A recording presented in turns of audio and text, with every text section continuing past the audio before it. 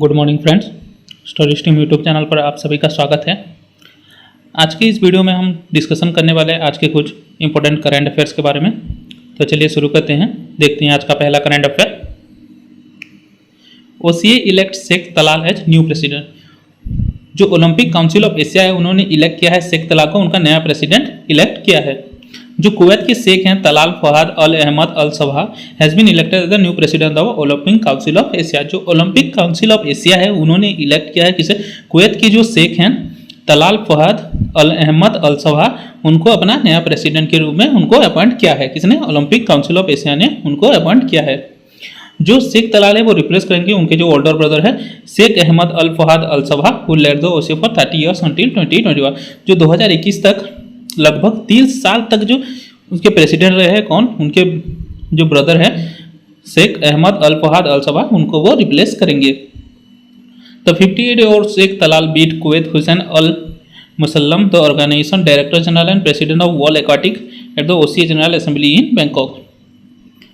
जो इलेक्शन हुआ था वहाँ पर जो शेख तलाल ने जो ये इलेक्शन जीता है उसको किसे हराया है? उन्होंने हराया है जो कुवैती के हैं हुसैन अल मुसल्लम जो कि ओसीए के जो जनरल डायरेक्टर जनरल है और वर्ल्ड एक्वाटिक के जो प्रेसिडेंट है उनको वहां पर हराकर वो नए प्रेसिडेंट बने हैं।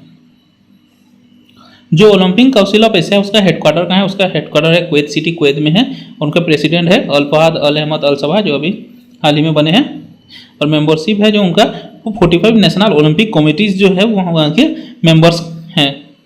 और ये कब फाउंड किया गया था? ये 16 नवंबर 1982 को न्यू दिल्ली में ये फाउंड किया गया था।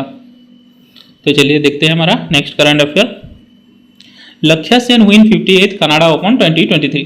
जो हमारे इंडियन बैडमिंटन प्लेयर है उन्होंने जीता है 58th कनाडा ओपन 2023 टाइटल। जो लक्ष्य Sen clean the man singles title at the 58th Canada open 2023। जो लक्ष्य सेन है उन्होंने मेन सिंगल्स टाइटल जीता है जो 58th कनाडा ओपन 2023 हो रहा था वहां पर उन्होंने जीता है। उन्होंने डिफीट किया है ली सी फेंग को जो कि उनका स्कोर था 21-80 एंड 22-20। लगातार 2 सेट में उनको हराकर वो 58th कनाडा ओपन जीता, वहां के चैंपियन बने हैं। The remarkable victory mark second BWA world tour title and ads another prestigious exclusive growing list of accomplishment. और इसी के साथ ये उनका दूसरा BWA वर्ल्ड टूर टाइटल है। कौन किसका? लक्ष्य सेन जी का, लक्ष्य सेन का। जो बैडमिंटन वर्ल्ड फेडरेशन है उनके प्रेसिडेंट कौन है? उसके प्रेसिडेंट है पॉल एरिक होयर लार्सन और उनका हेडक्वार्टर है कुआलालंपुर, मलेशिया। तो चलिए देखते हैं हमारा next current affair. India bags 11 medals in world archery youth championship 2023। जो 2023 वर्ल्ड आर्चरी यूथ चैंपियनशिप हुआ था वहां पर इंडिया ने 11 मेडल्स को अपने नाम किया है। India has secured the second position with an impressive haul of 11 medals, including 6 gold, 1 silver, and 4 bronze in the 2023 World Archery Youth Championship in limerick, Ireland. जो आयरलैंड के लिमरिक में हो रहा था वर्ल्ड आर्चरी यूथ चैंपियनशिप, वहां पर India ने second position को सिक्योर किया है, जिसके हिसाब उन्होंने 11 मेडल्स जीते हैं इस वर्ल्ड आर्चरी यूथ चैंपियनशिप में, जो कि 6 गोल्ड, उसमें 6 गोल्ड और 1 सिल्वर और 4 ब्रॉन्ज शामिल है। जो इंडिया के 5 सालों के है created history by becoming the first Indian male archer to win the youth world championship in the record category. जो इंडिया के 5 सालों के उन्होंने हिस्ट्री क्रिएट किया है, जो कि बिकमिंग पहले ही भारतीय मेल आर्चर है जिन्होंने जीता है youth world championship in record category. जो रिकॉर्ड कैटेगरी में उन्होंने जीता है वो इंडिया के पहले मेल आर्चर बने हैं जिसको ये अवार्ड मिला है। A total of 518 archers comprising 277 men and 241 women from 15 different countries participate in both individual and team events। जो ये वर्ल्ड आर्चर यूथ चैंपियनशिप हो रहा था वहां पर 518 आर्चर्स जो है वहां पर पार्टिसिपेट किया था, जो कि रिप्रेजेंट करते हैं 58 कंट्रीज को, डिफरेंट कंट्रीज को रिप्रेजेंट कर रहे थे वहां पर इस चैंपियनशिप में, जो कि 277 जो मैन आर्चर हैं वहां पर और 241 वुमेन आर्चर इसमें पार्टिसिपेट किए थे। South Korea emerging as the top ranked nation at the 2023 World Archer Youth Championship with a total of 10 medals, including 6 gold and 4 silver medals। जो साउथ कोरिया है वो वहाँ पर टॉप रैंक पर था इस चैंपियनशिप में, जिन्होंने 10 मेडल्स जीते हैं, जो कि 6 गोल्ड और 4 सिल्वर उनमें शामिल थे। जो 2025 का आर्चरी यूथ चैंपियनशिप होने वाला है वो कहाँ पर होगा? वो विनिपेग कनाडा में होगा, जो 2025 का है चैंपियनशिप, वो विनिपेग कनाडा में ऑर्गेनाइज किया जाएगा। तो चलिए देखते हैं हमारा next current affair. According to Goldman सैक्स report, India to surpass US and become world second largest economy by 2075।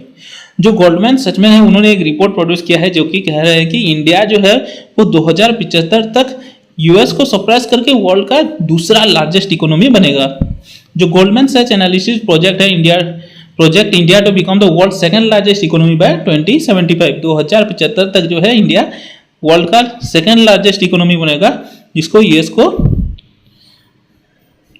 Sarpass करके वो वर्ल्ड का दूसरा लार्जेस्ट इकोनॉमी बनेगा। The report suggest India will surpass US in terms of GDP reaching 52.5 trillion by 2070। जो उनका report है, जो गोल्डमैन सर्च का रिपोर्ट है, उन्होंने उसमें सजेस्ट किया है कि जो इंडिया है वो यूएस का जो जीडीपी है वो 2075 में क्लियर करेगा। कितना होगा? जो उनका जीडीपी होगा वो 52.5 ट्रिलियन होगा 2075 तक। China is expected to overtake US to become largest economy by 2030। 2030 तक जो है चाइना यूएस को सरपास करेगा, उसको ओवरटेक करेगा 2030 तक। जो S&P global and Morgan Stanley है, उन्होंने ऑल्सो प्रेडिक्ट किया है India will become the third largest economy by 2030। जो S&P global and Morgan Stanley है, उन्होंने भी प्रेडिक्ट किया था कि इंडिया जो है वो थर्ड लार्जेस्ट इकोनॉमी बनेगा 2030 तक। तो चलिए देखते हैं हमारा next current affair. The Forbes 2023 list of America's 100 most successful women is release. जो फोर्ब्स 2023 का लिस्ट है, उन्होंने जो फोर्ब्स 2020 उन्होंने एक लिस्ट रिलीज किया है जो कि अमेरिका के 100 मोस्ट सक्सेसफुल वुमेन है, उनका एक लिस्ट रिलीज किया है फोर्ब्स ने। As many as 4 Indian origin women, 4 Indian origin women जो है उस लिस्ट में शामिल है। कौन कौन से? जयश्री उल्लाल, इंदिरा नूई, नेहा नरखंडे और नीरजा शेट्टी। ये चारों उसमें जो अमेरिका के 100 रिचेस्ट सेल्समैन वुमेन है वहां पर उसमें शामिल है। जो जयश्री उल्लाल है वो थोड़ा देख लेते हैं। जयश्री उल्लाल है वो CEO and president of computer network firm Asia Networks. Ullal has been rank 50 on the list. जो जयश्री उल्लाल है वो उसमें कितने रैंक पर है? वो 15th रैंक पर है और वो सीईओ एंड प्रेसिडेंट है कंप्यूटर नेटवर्किंग फर्म जो है अरिस्टा नेटवर्क के, वो सीईओ एंड प्रेसिडेंट है। जो अरिस्टा नेटवर्क है publicly traded company, recorded revenue nearly 4.4 billion in 20। जो अरिस्टा नेटवर्क है उन्होंने रेवेन्यू जनरेट किया है 4.4 बिलियन का, जो कि 2022 में। और नीरजा शेट्टी जो है वो 25th रैंक पर है इस लिस्ट में, और उनका जो नेटवर्थ है वो 990 मिलियन US डॉलर का है। Shetty and her husband Bharat Desai co founded the IT consulting and outsourcing firm Syntel in 1980। जो शेट्टी और उनके हस्बैंड है भारत देसाई, उन्होंने को फाउंड किया था IT कंसल्टिंग और आउटसोर्सिंग कंपनी सिंटेल को 1990 में। और जो फ्रेंड IT फर्म है एटोस CE, उन्होंने ब्रॉड किया था सिंटेल को 2018 में, जो कि 3.4 बिलियन डॉलर में उसको खरीदा था उन्होंने। किसने? फ्रेंटेक IT फर्म जो है एटोस CE, उन्होंने इसको खरीदा था। जो नेहा नरखंडे जी हैं वो को founder and former chief technology officer हैं cloud company Confluent in rank 15 on the list. जो नेहा नरखंडे जी हैं वो इस लिस्ट में 50 नंबर पर है और वो को फाउंडर और चीफ टेक्नोलॉजी ऑफिसर हैं कॉन्फ्लुएंट का, जो उन्होंने को फाउंड किया था। जो उनका नेटवर्थ है वो 520 मिलियन US डॉलर का है। She help develop the open source messaging system Apache Kafka to help LinkedIn massive influx of data. जो लिंक्डइन का मैसेज इन्फ्लक्स डाटा हुआ था एपाची कल्फा के द्वारा, उसको डेवलप करने के लिए जो मैसेजिंग सिस्टम है एपाची कल्फा, उसको डेवलप करने के लिए उनका एक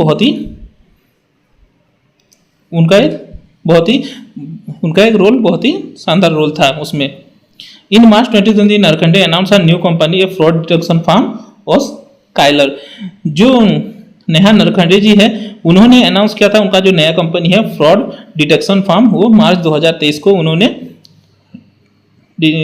अनाउंस किया था। जो उनका नाम है जो फ्रॉड डिटेक्शन कंपनी है ऑस्केलायर, उनको उन्होंने मार्च 2023 में अनाउंस किया था। जो इंदिरा नूई जो है वो पेप्सिको की फॉर्मर चेयरपर्सन और सीईओ हैं। जो उनका नेटवर्थ है वो 350 मिलियन US डॉलर है और वो इस लिस्ट में 77th नंबर पर है। और वो जो 2019 में रिटायर हुई थी, 2019 में वो रिटायर हुई थी पेप्सिको से। तो चलिए देखते हैं हमारा नेक्स्ट करंट अफेयर। जो फोर्थ लिस्ट के ये टॉप 10 वुमेन्स है, जो पहले स्थान पर है डेना हेंड्रिक्स उनका जो फिजियोलॉजिस्ट है, जूडी लॉफ दूसरे नंबर पर, जेडी फॉल्कनर, लिंडा रेसनिस, थाईली, जोनेली हंट, गेली मिलर, मंजाइटेक और एलिजाबेथ यूलन, ये टॉप 10 जो है उनका रैंक है। तो चलिए देखते हैं हमारा next current affair. PM Modi to be guest of honour for France Bastille day celebration. जो फ्रांस का बस्टाइल डे सेलिब्रेशन हो रहा है वहां पर पीएम हमारे जो प्राइम मिनिस्टर है नरेंद्र मोदी जी को उनको गेस्ट ऑफ ऑनर के रूप में इनवाइट किया गया है। जो इंडिया के प्राइम मिनिस्टर है Narendra Modi has been invited as the guest of honour for France Bastille day celebration which take place on July 14। जो जुलाई 14 में बस्टाइल डे सेलिब्रेशन होने वाला है वहां पर हमारे जो प्राइम मिनिस्टर है इंडिया के प्राइम मिनिस्टर नरेंद्र मोदी जी को इन्वाइट किया गया है, as a guest of honour उनको इन्वाइट किया गया है। The Bastille day military parade will be witness the participants of Indian forces emphasising the strengthening strategic alliance between France and India.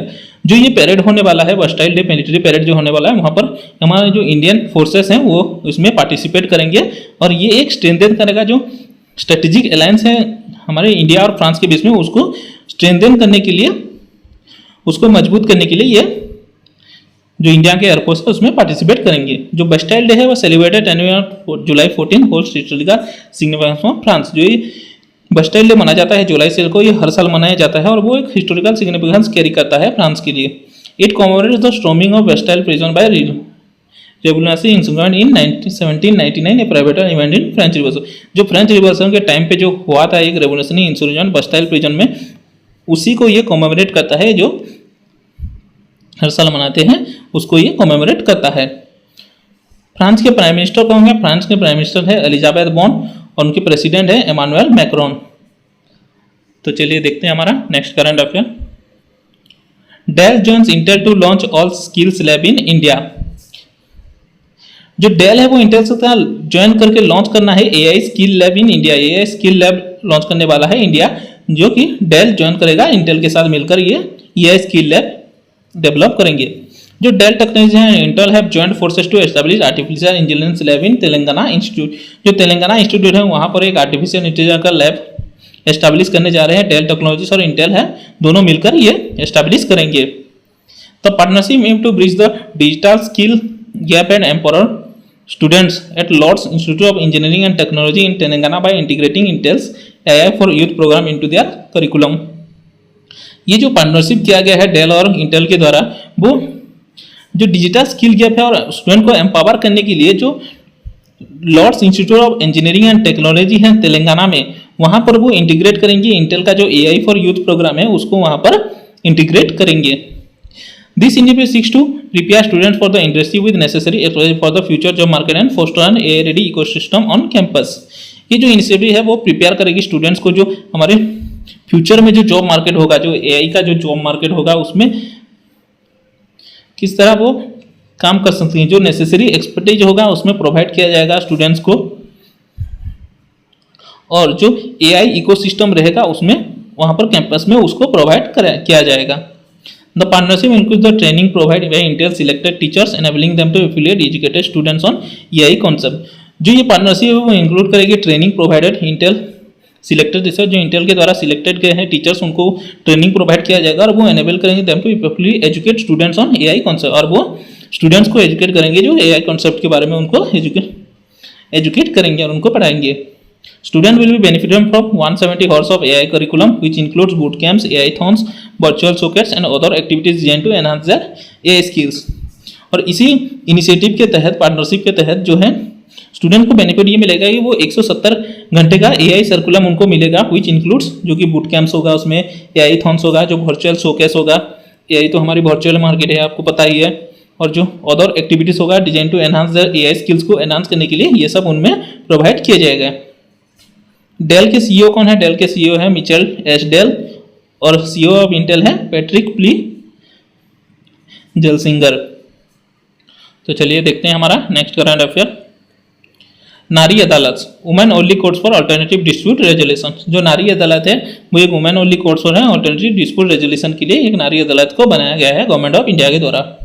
जो Indian government है उन्होंने लॉन्च किया है ground breaking initiative known as Nari Adalat, which are women only courts established in the village level.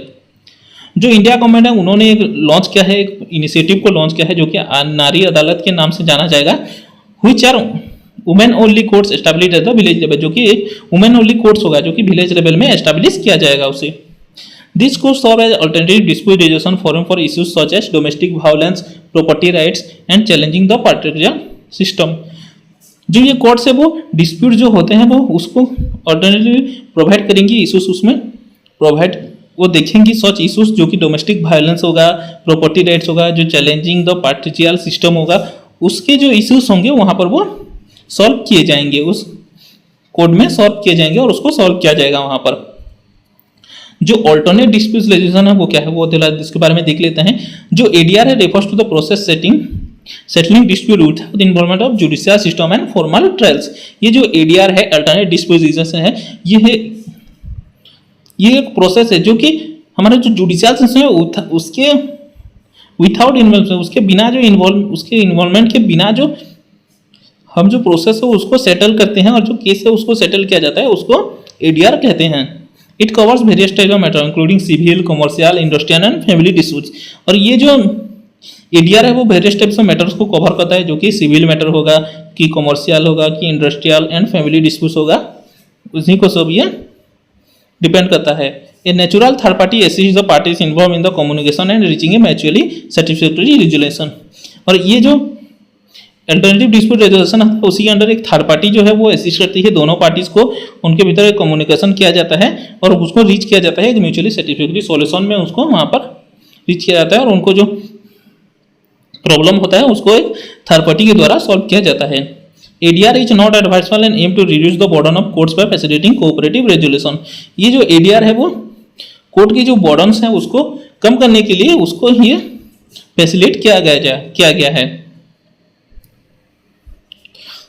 जो नारी अदालत initiative है उसके बारे में थोड़ा देख लेते हैं। The ministry of women and child development under the Sambal sub scheme of mission Shakti will implement the Nari Adalat. जो ministry of women's and child development है under the Sambal sub scheme, जो संबल सब स्कीम है उसी के अंदर जो संबल स्कीम है, मिशन शक्ति का जो संबल सब स्कीम है, संबल स्कीम है उसी के अंदर इसको इंप्लीमेंट किया गया है।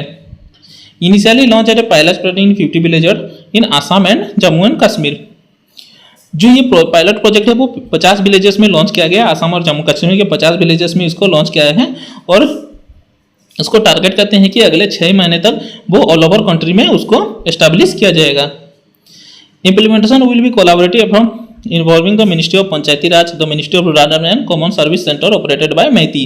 जो इम्प्लीमेंटेशन है उसको किसके साथ मिलकर किया जाएगा, वो कोलैबोरेशन किया जाएगा जो मिनिस्ट्री ऑफ पंचायती राज है उसके साथ मिलकर, जो मिनिस्ट्री ऑफ रूरल डेवलपमेंट उनके साथ मिलकर और जो कॉमन सर्विस सेंटर है जो कि ऑपरेटेड किया जाते हैं मैती के द्वारा, उनको साथ कोलैबोरेट करके इस प्रोजेक्ट को इम्प्लीमेंट किया जाएगा।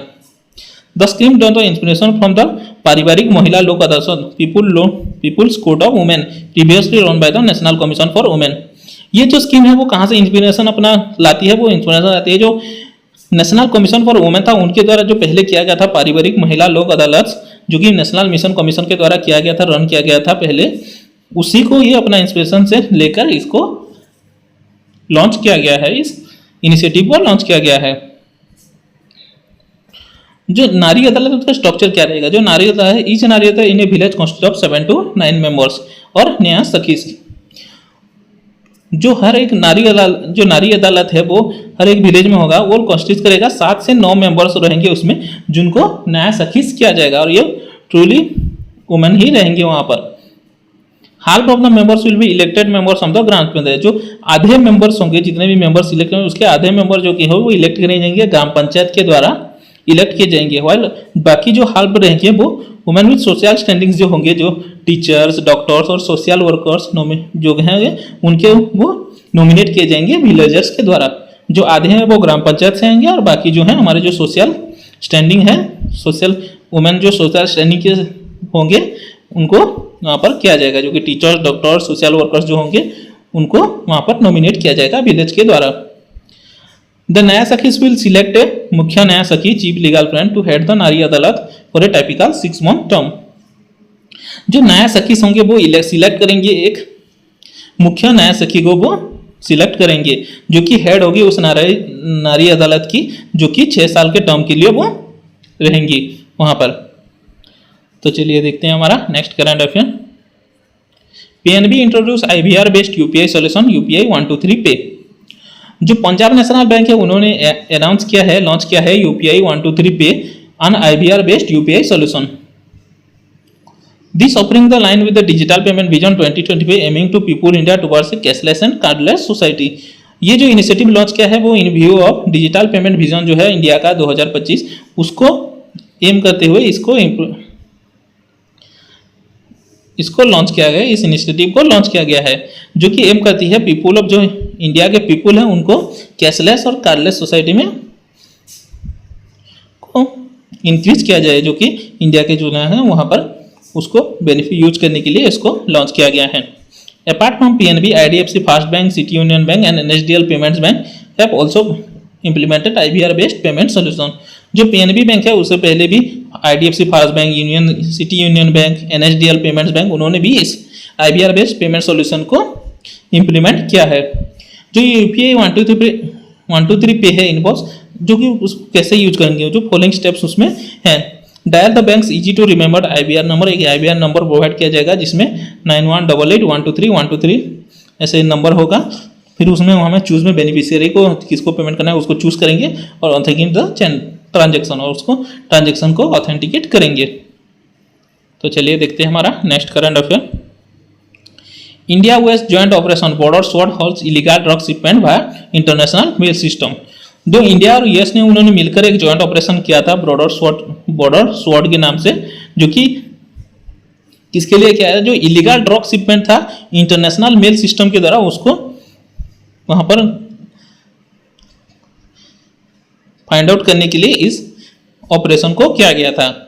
India and the United States recently concluded operation border sword, a joint multi agency operation aimed at stopping the illegal shipment of drugs through international mail system. ये जो ऑपरेशन है वो किस लिए किया गया था, जो इलीगल शिपमेंट्स हो रहे हैं ड्रग्स का जो इंटरनेशनल मेल सिस्टम के द्वारा जो ये इलीगल ड्रग्स जो सप्लाई हो रहे हैं उसी को स्टॉप करने के लिए ये ऑपरेशन इंडिया और यूएस के द्वारा मिलकर ये ऑपरेशन किया गया था। द ऑपरेशन कंडक्टेड इन जून 2023, ये जो ऑपरेशन है वो जून 2023 को किया गया था। Resulted in the reception of over 500 shipment of illicit and unapproved prescription drug bound for US consumers. और इसी ऑपरेशन के द्वारा उन्होंने पाया कि जो 500 से ज्यादा शिपमेंट है जो कि इलिसिट और अनअप्रूव्ड प्रेस्क्रिप्शन के द्वारा ड्रग्स को प्रोवाइड किया जा रहा है यूएस कंज्यूमर्स को। अंडर ऑपरेशन बॉर्ड स्वॉर्ड जो है वहां पर law enforcement agency from the both countries including India's director of revenue intelligence, जो इस ऑपरेशन में जो लॉ एनफोर्समेंट एजेंसी है उनके साथ मिलकर और इंडिया बाकी जो एजेंसी है वहां पर मिलकर उन्होंने ये ऑपरेशन को कंडक्ट किया था। तो चलिए देखते हैं हमारा next current affair. National law university Delhi launches Eklavya. जो नेशनल यूनिवर्सिटी ऑफ दिल्ली है उन्होंने लॉन्च किया है एकलव्य, ये रिसर्च एफिलिएट प्रोग्राम जो है एकलव्य उनको वहां पर उन्होंने उसको लॉन्च किया है। National law university Delhi has recently introduced a pioneering academic initiative called Eklavya research affiliate programme. जो नेशनल लॉ यूनिवर्सिटी है दिल्ली का वहां पर उन्होंने एक रिसर्च एफिलिएट प्रोग्राम को लॉन्च किया है जिसका नाम है एकलव्य। जो एकलव्य स्कीम है जो एकलव्य रिसर्च एफिलिएट जो प्रोग्राम है उसका एलिजिबिलिटी क्राइटेरिया क्या रहेगा, उसका जो एलिजिबिलिटी क्राइटेरिया है possess a minimum of 3 years of demonstrable experience working on issue with significant interface with the law.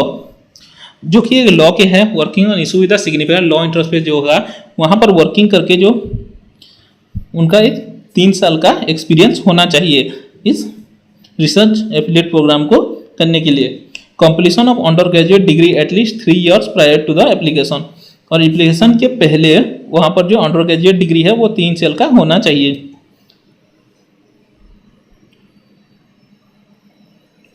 Full time और part time employees require approval from their current organisation और institution. जो full time और part time employees होंगे उनका जो इसको करने के लिए वहां पर उनको जो करंट ऑर्गेनाइजेशन वहां पर अप्रूवल उनको लेना पड़ेगा, उनको एनओसी लेना पड़ेगा।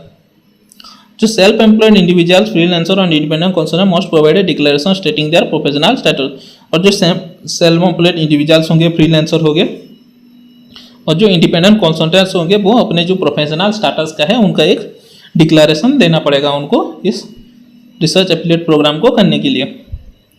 तो चलिए देखते हैं हमारा next current affair. Gujarat CM launches pilot project of Antyodaya Shramik Suraksha योजना। जो गुजरात के सीएम है उन्होंने एक पायलट प्रोजेक्ट को लॉन्च किया है जो कि अंत्योदय श्रमिक सुरक्षा योजना के नाम से एक प्रोजेक्ट को लॉन्च किया है उन्होंने।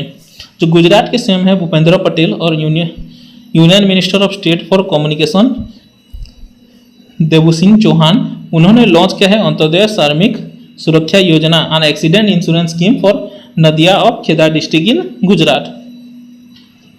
जो गुजरात के सीएम है भूपेंद्र पटेल और जो यूनियन मिनिस्टर ऑफ स्टेट हैं कम्युनिकेशन के देवनीश चौहान, उन्होंने मिलकर लॉन्च किया है अंत्योदय श्रमिक सुरक्षा योजना जो कि एक एक्सीडेंट इंश्योरेंस स्कीम है।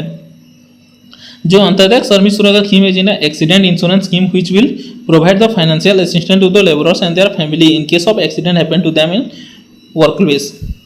जो अंत्योदय श्रमिक सुरक्षा स्कीम है इसी स्कीम के अंदर एक एक्सीडेंट इंश्योरेंस प्रोवाइड किया जाएगा जो लेबर्स वगैरह होंगे उनको एक फाइनेंशियल असिस्ट प्रोवाइड किया जाएगा अगर वो एक्सीडेंट हैपन होता है, उनका जो अगर एक्सीडेंट होता है एट द वर्क प्लेस में, उनका जो अगर एक्सीडेंट होता है तो उनको एक फाइनेंशियल असिस्टेंट उनके फैमिली को प्रोवाइड किया जाएगा इसी स्कीम के अंदर। एक एक्सीडेंट स्कीम के इंश्योरेंस स्कीम के अंदर उनको एक फाइनेंशियल असिस्टेंट प्रोवाइड किया जाएगा। Due to the implementation of Antyodaya Shramik Suraksha scheme, Gujarat became the first state in India to launch a scheme for the welfare of the labourers. और इसी के साथ इस स्कीम को इम्प्लीमेंट करने के साथ साथ जो गुजरात गवर्नमेंट है वो इंडिया का पहला स्टेट बना है जिन्होंने एक स्कीम लॉन्च किया है जो वेलफेयर ऑफ लेबरर्स है, लेबरर्स के वेलफेयर के लिए एक स्कीम को लॉन्च किया है। जो अंत्योदय श्रमिक सुरक्षा स्कीम है इम्प्लीमेंट होता है Indian postal department, Indian post payment bank and ministry of labour and employment. जो ये अंत्योदय श्रमिक सुरक्षा स्कीम है वो इम्प्लीमेंट किया जाएगा इंडियन पोस्टल डिपार्टमेंट के द्वारा, इंडियन पोस्ट पेमेंट बैंक जो है उसके द्वारा भी इसको इम्प्लीमेंट किया जाएगा और ministry of labour and employment जो है उनके द्वारा इसको इम्प्लीमेंट किया जाएगा, इस स्कीम को इम्प्लीमेंट किया जाएगा। जो बेनिफिट्स है इस स्कीम के अंदर उनको क्या क्या मिलेगा उन लेबरर्स को, under the scheme insurance with a premium of 289 and 449 per year will be provide the financial support to worker in the event of death और पार्शियल डिसेबिलिटी। जो प्रीमियम स्कीम रहेगा वो 289 रुपीज़ और 499 रुपीज़ का होगा अगर कुछ होता है उनको इवेंट ऑफ डेथ और पार्शियल डिसेबिलिटी के तहत उनको उसको एक इंश्योरेंस प्रोवाइड किया जाएगा। In case of the labourer accidental death और permanent disability 10 lakh will be given to their family. अगर एक्सीडेंटल डेथ होता है और परमानेंट डिसेबिलिटी होता है किसी लेबर का तो वहाँ पर उनको 10 लाख रुपये मिलेंगे उनकी फैमिली को। इन case of death the deceased children will be eligible for education assistant RS 1 lakh. अगर उनका डेथ होता है तो जो उनके जो चिल्ड्रंस हो गए उनको एजुकेशन असिस्टेंट के लिए 1 लाख रुपए मिलेंगे। तो चलिए देखते हैं हमारा next current affair. Coal India limited receive the rising star award by GeM. जो कोल इंडिया लिमिटेड है उनको एक जो महारत्न पब्लिक सेक्टर यूनिट है under the ministry of coal has been honoured with the rising star award in appreciation of its outstanding efforts to enhance procurement through government e market place portal in the fiscal year 2022-23। जो coal India limited है उनको ministry of उनको honour किया है rising star award के द्वारा, जो कि उनका जो प्रोक्योरमेंट है उसको एप्रिसिएशन करने के लिए जो उनका प्रोक्योरमेंट है government e market place GeM portal के द्वारा जो उनका प्रोक्योरमेंट है उसको एप्रिसिएशन करने के लिए उनको ये अवार्ड प्रोवाइड किया गया है। जो पीयूष गोयल जी हैं हमारे union minister of textile commerce and industry consumer affairs food and public distribution, उन्होंने ये अवार्ड प्रेजेंट किया है CIL को, कोल इंडिया लिमिटेड को उनको ये अवार्ड प्रोवाइड किया है। जेम और ई मार्केट लॉन्च इन 2016। जो जेम और ई मार्केट प्लेस है गवर्नमेंट ई मार्केट प्लेस वो 2016 में लॉन्च किया गया था। Is a 100% government own national public procurement portal. ये 100% government own national public procurement portal है for different goods and services procured by the government organisation department and PSUs। जो सी सब जो different goods and services procure किए जाते हैं government organisation PSUs के द्वारा इसी पोर्टल के अंदर। तो चलिए देखते हैं हमारा next current affair. Lambani Art set Guinness World Record in third G20 CWC meeting. As per the third G20 Cultural Working Group meeting held at Hampi, Kolkata, a Guinness World Record was created by the largest display of Lambani art. जो third G20 cultural working group का meeting हो रहा था हम्पी कोलकाता में, वहां पर एक Guinness world record create किया गया है जो कि largest display of Lambani art है। जो लार्जेस्ट डिस्प्ले किया गया था लंबानी आर्ट का वहां पर उनको गिनीज वर्ल्ड रिकॉर्ड मिला है। This culture working group meeting was title with the threads of unity, जो उनका टाइटल था, जो उनका थीम था थ्रेड्स ऑफ यूनिटी, इस जो मीटिंग था वहाँ का थीम था। Total 1755 items were on display in third G20 cultural working, जो थर्ड G20 कल्चरल वर्किंग हुआ था वहाँ पर 1755 जो है आइटम्स डिस्प्ले किए गए थे। जो लंबानी आर्ट है उसके बारे में थोड़ा देख लेते हैं। जो लंबानी आर्ट है is interactive embroidery art done on piece of cloth. जो ये लंबानी आर्ट है वो एक इंटरेक्टिव एम्ब्रॉयडरी आर्ट है जो कि एक पीस ऑफ क्लॉथ में किया जाता है। जो लंबानी आर्ट है also known as Banjara embroidery, जो लंबानी आर्ट है वो बंजारा एम्ब्रॉयडरी के नाम से भी जाना जाता है। Lambani art is mainly practice by the community Lambanis. जो ये लंबानी आर्ट मोस्टली किसके द्वारा किया जाता है, वो कम्युनिटी, जो लंबानी कम्युनिटी है उनके द्वारा इसको प्रैक्टिस किया जाता है। It is characterise by colourful threads, mirror work and rich array of stick patterns. जो ये लंबानी है वो कैरेक्टराइज करता है जो कलर्स थ्रेड है, मिरर वर्क है, जो rich array of stick patterns है उसको ये दर्शाता है और उसको दिखाता है।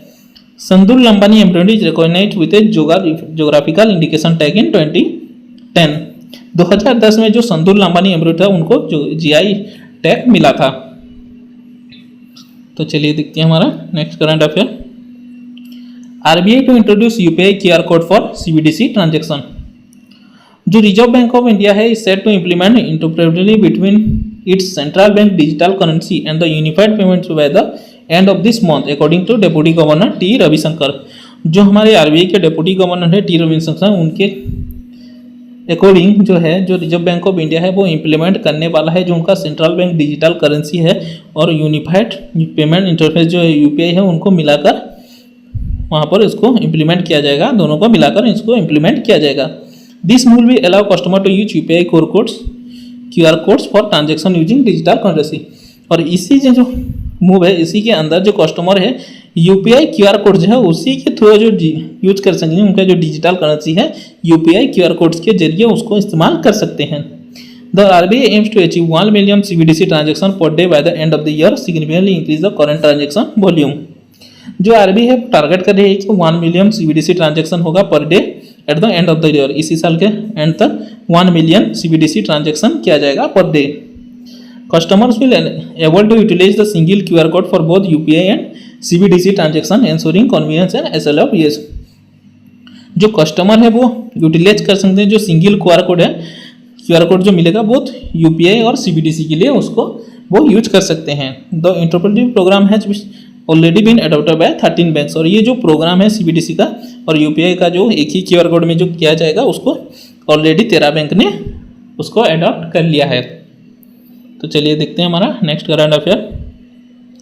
CDS Anil Chauhan inaugurates LRMR hangar at naval air station.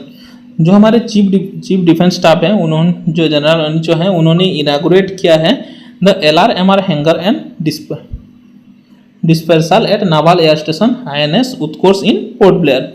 जो आईएनएस उत्कर्ष है पोर्ट ब्लेयर में जो नावल एयर स्टेशन है वहाँ पर उन्होंने एलआरएमआर हैंगर और एक डिस्पर नावल को वहाँ पर उन्होंने इनागुरेट किया है।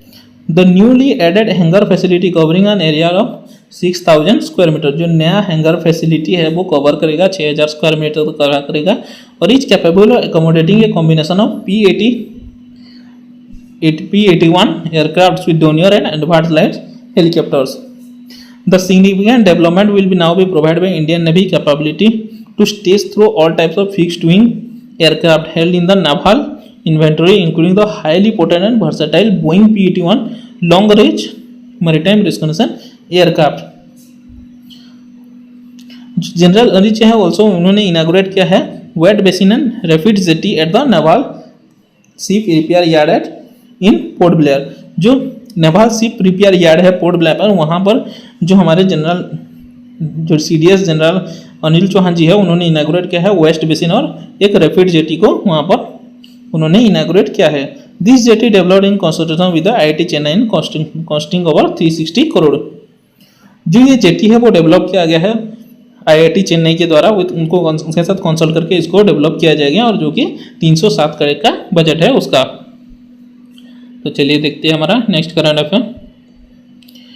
Peru declare national emergency due to spike in Guillain Barre syndrome cases. जो पेरू है उन्होंने नेशनल उन्होंने नेशनल इमरजेंसी डिक्लेयर करा है, जो कि गुलियन बेयर सिंड्रोम केसेस है उसके बढ़ने के कारण उन्होंने अपने जो कंट्री है वहाँ पर नेशनल इमरजेंसी को डिक्लेयर किया है। Peru declare a state of national emergency amid सॉज of patient suffering from Guillain Barre syndromes which is a neurological condition characterized by an uncommon immune system mixing attack on nervous system। जो गुलियन Barre syndrome है, जो कि neurological condition characterized by uncommon immune system mistakenly attack, जो nervous system पर attack करती है, उसका जो बढ़ने से जो पेशेंट को जो ज़्यादा बढ़ने से उसका जो उसके केसेस है वो ज़्यादा बढ़ने के कारण जो पेरू है उन्होंने एक नेशनल इमरजेंसी डिक्लेयर किया है उनके कंट्री में। जो पेरुवियन अथॉरिटीज है declare a 90-day nation wide sanitary emergency in response to the unusual increase in Guillain Barre syndrome cases. जो गुइलेन-बारे सिंड्रोम केसेस उनका बहुत ज़्यादा बढ़ जाने के कारण जो पेरुवियन अथॉरिटीज है, जो पेरू के गवर्नमेंट है, उन्होंने डिक्लेयर किया है कि 90-day nation wide sanitary emergency को डिक्लेयर किया है। According to the official document, at least 18 of the country's 24 departments and 1 constitutional province have reported at least one case of Guillain-Barré syndrome। जो उनके ऑफिशियल डॉक्यूमेंट से पता मिला है, जो कि 24 डिपार्टमेंट है कंट्री के, उस वहाँ के 24 में से 18 डिपार्टमेंट जो है वहाँ पर एक या उससे अधिक से ज़्यादा हो सकते हैं, एटलीस्ट वन जो है वहाँ पर उनको जो गुइलेन-बेयर सिंड्रोम का केस है वहाँ पर मिला है, एटलीस्ट वन वहाँ पर मिला है। जो गुइलेन-बेयर सिंड्रोम है उसके बारे में थोड़ा देख लेते हैं वो क्या है। According to the National Institute of Neurological Disorder and Stroke, Guillain Barre syndrome is a neurological condition characterized by uncommon immune system response that majorly attack on nervous system. जो National Institute of Neurological and Disorder and Stroke है उन्हीं के द्वारा किया गया है कि जो गुइलेन-बेयर सिंड्रोम है वो एक न्यूरोलॉजिकल कंडीशन है, जो कि एक अनकॉमन इम्यून सिस्टम के रेस्पॉन्स से आकर जो कि मिस्टेकली अटैक करता है हमारे नर्वस सिस्टम को, वो अटैक करता है। जो गुइलेन-बेयर सिंड्रोम है can manifest in various degrees of severity ranging from mild cases with brief episodes of weakness to more severe instance of paralysis. जो ये गुइलेन-बेयर सिंड्रोम है उसका जो किस तरह उनको दिखाता है, वो मिल्ड केसेस से वो कम, किसी को कुछ कम होगा जो कि मिल्ड केसेस होगा वहाँ पर वो बढ़कर जो मिल्ड वीकनेस होगा, थोड़ा सा वीकनेस रहेगा, वहाँ पर बढ़कर वो जो उसका सीवियर इंस्टेंस वो पैरालिसिस तक भी हो सकता है। जो गुइलेन-बेयर सिंड्रोम है symptoms are progress gradually over a span of hours, days और weeks, eventually rendering certain muscle और नॉन फंक्शनल। जो ये गुइलेन-बेयर सिंड्रोम है वो धीरे धीरे जो ग्रेजुअली इंक्रीज करता है ओवर, तो किसी कुछ घंटे में ही इंक्रीज हो जाएगा, कुछ डेज में और वीक्स के अंदर ही वो इंक्रीज हो जाएगा, और वो जो हमारे सर्टेन मसल्स है, कुछ मसल्स को वो नॉन फंक्शनल उसको फंक्शन करना बंद कर देगा। इसे उसके साथ साथ वो जो हमारे मसल्स होंगे बॉडी में उसको वो काम करना उनका बंद कर देगा। किस कारण से हमको ये कॉज हो सकता है, किस कारण से हमें हो सकता है वो देख लेते हैं। जो जीबीएस है usually triggered by the viral और बैक्टीरियल इन्फेक्शन। ये एक वायरल और बैक्टीरियल इन्फेक्शन के द्वारा होता है। रियरली वायरल और bacterial component look similar to body स्मिन, और ये जो वायरल और बैक्टीरियल कंपोनेंट वो सिमिलर टू हमारे बॉडी पॉलिट्स की तरह ही दिखते हैं वो। When this happens immune system become confuse and start to attack the body. जब अगर ये होता है जो गुइलेन-बेयर सिंड्रोम है, अगर ये हमारे बॉडी में आता है तो जो हमारा जो इम्यून सिस्टम होता है वो कंफ्यूज हो जाता है और वो काम करना बंद कर देता है और हमारे बॉडी में ये अटैक करता है। When the nerves are attack by immune system this result in GBS. जब वो नर्व्स अटैक करते हैं इम्यून सिस्टम के द्वारा, जो नर्व्स अटैक होते हैं उसको जीबीएस के रूप में वहाँ पर जीबीएस जो है वो इंक्रीज हो जाता है। जो गुइलेन-बेयर सिंड्रोम है उसका सिम्टम्स क्या है? नॉमनेस और टेंटिंग इन हैंड्स और फीट। जो नॉमनेस होगा, टिंगलिंग होगा हमारे हैंड्स और फीट में, हमारे हाथ पैर सब सुन पड़ जाएंगे। जो बैक पेन होगा, मसल वीकनेस रहेगा, usually stress in the feet and moves upward. जो कि पैरों से जो मसल वीकनेस है वो पैर से स्टार्ट होगा, हमारे ऊपर बढ़ता जाएगा। वो डिफिकल्टी इन ब्रीथिंग, सांस लेने में प्रॉब्लम होगा, स्वेलिंग होगा, ज़्यादा सांस लेंगे, हम थक जाएंगे कुछ काम करने से। Heart rate and blood pressure problem, heart rate और ब्लड प्रेशर प्रॉब्लम्स भी इसमें होंगे, उसके सिम्टम्स के रूप में उसको देखे जा सकते हैं। जो गुलियन बर्ड सिंड्रोम है उसका ट्रीटमेंट क्या है? जो Guillain Barre syndrome does not have a cure but there are two treatment which can reduce the severity of GBC, that is plasma exchange and intravenous haemoglobin therapy. तो उसका treatment अभी तक तो उसका ट्रीटमेंट नहीं मिला है उसको क्योर करने के लिए, पर उसको क्योर किया जा रहा है, उसको ट्रीटमेंट किया जा रहा है 2 केसेस में, जो कि है प्लाज्मा एक्सचेंज करके उसको ट्रीटमेंट किया जाएगा और जो है इंटरवेनस हीमोग्लोबिन थेरेपी जो है उसी के दौरान उसको ट्रीटमेंट किया जा रहा है, जो कि ये जो है उसको रिड्यूस कर सकते हैं हम। जो plasma external portion of blood using a catheter and returning after removing the plasma, plasma removing करने से द्वारा जो प्लाज्मा एक्सचेंज होगा उसी के दौरान उसको थोड़ा रिड्यूस किया जा रहा है। और जो इंटरवेनस हीमोग्लोबिन थेरेपी है involves injecting haemoglobin which are naturally produce protein by the immune system and combat infecting organisms. और जो इंटरवेनस हीमोग्लोबिन थेरेपी है उसी के अंदर जो हीमोग्लोबिन है उसको इंजेक्ट किया जाएगा बॉडी में और उसको जो नेचुरली प्रोड्यूस हीमोग्लोबिन है उसको प्रोड्यूस किया जाएगा प्रोटीन के द्वारा, और जो इम्यून सिस्टम है जो कि कॉम्बैट इन्फेक्टिंग है इनइफेक्ट है उनको वहाँ पर उसको प्रोवाइड किया जाएगा, वहाँ पर प्रोड्यूस किया जाएगा इसको। तो थोड़े शॉर्ट न्यूज़ ले लेते हैं आज के कुछ। ITC Limited has extended the tenure of Sanjeev Puri as the chairman and managing director of the company for a duration of 5 years commencing from 22 जुलाई 2014। जो ITC Limited है उन्हें एक्सटेंड किया है, जो उनके चेयरमैन और मैनेजिंग डायरेक्टर हैं संजीव पुरी, उनका जो टेन्योर है उनको इंक्रीज किया है और उसको बढ़ाकर 5 साल के लिए कर दिया है, और वो कब से लागू होगा? 22 जुलाई 2024 से लागू होगा। SBI cards and payment service the country's largest pure play credit card issuer has appointed Abhijit Chakraborty as MD and CEO। जो SBI cards and payment and service है उन्होंने अपॉइंट किया है अभिजीत चक्रवर्ती जी को अपना नया MD और CEO के रूप में उनको अपॉइंट किया है। Oil and Natural Gas Corporation has recently made history becoming the first central public sector enterprise in India receive certification for anti bribery management system. जो Oil and Natural Gas Corporation ONGC है वो उनको मिला है, जो कि पहला public जो first central public sector enterprise है इंडिया का, जो कि उसको ये अवार्ड मिला है, जो कि सर्टिफिकेशन मिला है anti bribery management system certificate मिला है।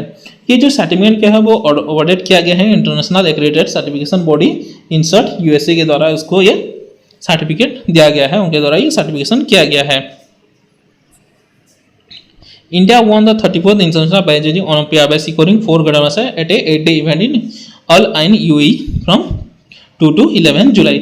जो इंडिया है उन्होंने जो 34th इंटरनेशनल बायोलॉजी ओलंपियाड है वहाँ पर 4 गोल्ड मेडल जीतकर उनको ये जो इंटरनेशनल बायोलॉजी ओलंपियाड है उसको जीता है, जो कि अल एन UAE में 2 से 11 जुलाई के में हो रहा था। Bangladesh and India have initiated trade transaction in rupees aiming to reduce reliance on US dollar and strengthen regional currency trades. जो बांग्लादेश और इंडिया है उन्होंने इनिशिएट किया है, जो उनका ट्रेड ट्रांजैक्शन है वो रुपीस में करेंगे, जो कि US डॉलर के ऊपर जो हमारा ज़्यादा निर्भर रहते हैं उसको कम करने के लिए ये जो इनिशिएटिव है इसको किया गया है। The International Cricket Council announced Wanindu Hasaranga Sri Lankan spinner and Ashleigh Gardner the Australian women team order as the recipient of the player of the month award for the remarkable performance in June. जो International cricket का है उन्होंने announce किया है, जो उनका player of the month award है जून में वहाँ पर उन्होंने अनाउंस किया है, जो कि मेल क्रिकेटर में मिला है। श्रीलंका के जो स्पिनर है वेंदु हसरंगा जी को मिला है, और जो ऑस्ट्रेलिया के वुमेन्स टीम ऑलराउंडर है उनको वुमेन कैटेगरी में एशली गार्डनर जो है उनको वुमेन कैटेगरी में मिला है।